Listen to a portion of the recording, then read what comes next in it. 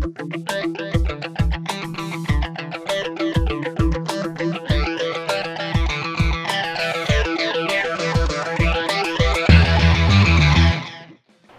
guys, Keith here coming to you from the parking lot. And you know, it's been a really long, cold, nasty winter with tons of snow and ice everywhere, including down here in the normally sunny south.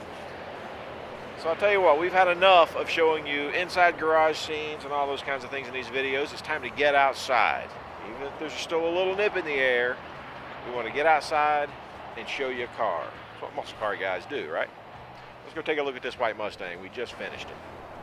Now this car we actually built for a good customer of ours. We've actually worked with him on a couple of other cars in the past, and come time to build this one, he sat down with us and really told us what he was looking for. Number one is he wanted a Ford. He wanted a 69 Mustang, which is great because we hadn't built a Mustang in a while.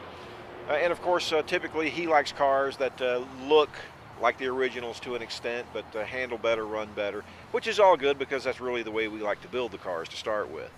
So we had a good game plan and decided to map out the little white car you see behind us, and what you've got there is the final result.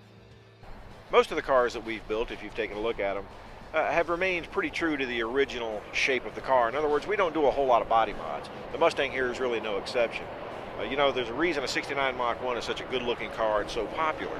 There's no reason to mess with that success. What we did was clean up a few things. You know, we tucked the bumpers, made them fit a little bit better. We worked over the front valence panel, worked on the rear valence panel a little bit, kind of made it a little updated, a little more modern. But when you take one look at the car, obviously it's unmistakably a 69 Mach 1 Mustang. Inside the car, it's more of the same. You know, there's a whole lot of Mustang left in there with the door panels, the upholstery and things like that. Now, we did use modern seats, but they were recovered in an original style. In other words, you've got leather outers, but with comfort weave inserts, which any owner of a 69 Mach 1 is going to recognize. Gauges are the same way, and there's a lot of Mustang gauge left there, although they have been rebuilt, and they're all electronic now. But again, we wanted to update and refine really the factory package, and that's what we've got going on inside the car. The heart of any muscle car, of course, is the engine and drivetrain. The engine in this particular car is a late model Ford Racing crate engine. It's a 5.4 liter double overhead cam engine, supercharged, really based loosely on the Ford GT engine of a few years back. They make 550 horsepower in the crate. We really didn't do much else to it other than get it to fit into the car. We did build some exhaust and those kinds of things for it, but this particular car makes 500 horsepower or so at the rear wheels, which is about right. Plenty of horsepower to be entertaining, but not going to be hard on driveline parts or have drivability issues or anything like that. Behind the 5.4 is a Tremec 60/60 6-speed, pretty stout 6-speed transmission that should live behind all that supercharged horsepower. At the very tail end of the car is a Moser 9-inch Ford. Of course, it's well proven to take lots of abuse. It's got plenty of rear end in it, that's for sure. The suspension on the car is from Griggs Racing. Now, Griggs is really well known in Mustang world for putting together some fantastic suspension systems. It's really designed for use on a racetrack and for people that run like the American Iron Series and things like that. It's infinitely tunable. That's good and it's bad. You know, the good news is it's tunable. The bad news is it's tunable.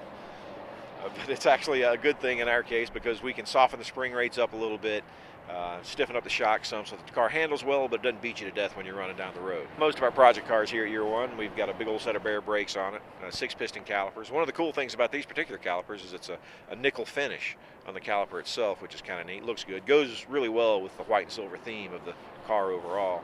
For wheels on this particular car, we went with Forgeline. Forgeline's been around for a while. They do some really cool stuff.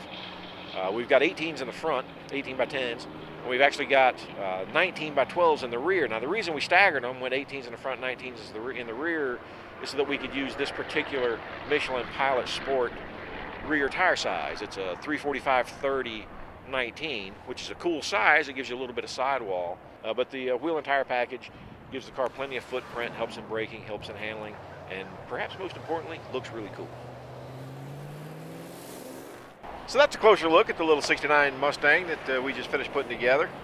You know, now normally, this is the time when we do a bunch of smoky burnouts and donuts and stuff like that in our cars in these videos. But you know, this is a customer car, and he hasn't actually taken delivery yet. So I think I'm just gonna hop in it and maybe just idle it on back around to the shop, and that way it's nice and clean and pristine when he picks it up. Speaking of clean and pristine, If you need Mustang parts, Camaro parts, Firebird parts, GTO parts, Chevelle parts, Mopar parts, whatever it is, go to year1.com. We may not be smoking the tires on this thing, but we got some smoking deals on the website. Perfect, right? Okay. That's about it for this time. We'll see you soon.